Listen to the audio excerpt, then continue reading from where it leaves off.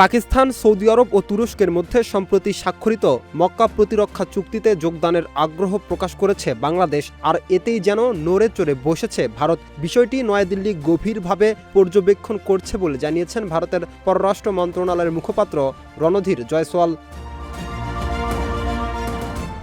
গেল ২১ আগস্ট শুক্রবার নয়াদিল্লিতে ভারতের পররাষ্ট্র মন্ত্রণালয়ের নিয়মিত সংবাদ ব্রিফিংয়ে বাংলাদেশের সম্ভাব্যভাবে ওই প্রতিরক্ষা চুক্তিতে যুক্ত হওয়ার বিষয়ে এক প্রশ্নের জবাবে তিনি একথা বলেন। ভারতীয় সংবাদ মাধ্যম ANI এই তথ্য জানিয়েছে।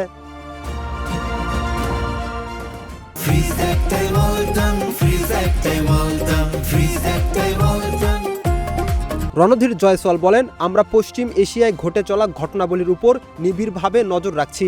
এই মুহূর্তে আমার এতটুকুই বলার আছে। তবে নির্দিষ্ট এই চুক্তিটির কথা বললে ভারতের জাতীয় নিরাপত্তা, আঞ্চলিক শান্তি ও স্থিতিশীলতার উপর এর কী প্রভাব পড়তে পারে তা অত্যন্ত গুরুত্ব সহকারে খতিয়ে দেখা হচ্ছে। তিনি জোর দিয়ে আরও বলেন, জাতীয় স্বার্থ সুরক্ষায় ভারত সম্পূর্ণভাবে প্রতিশ্রুতিবদ্ধ এবং এক্ষেত্রে প্রয়োজনীয় সব ধরনের পদক্ষেপ নেওয়া হবে।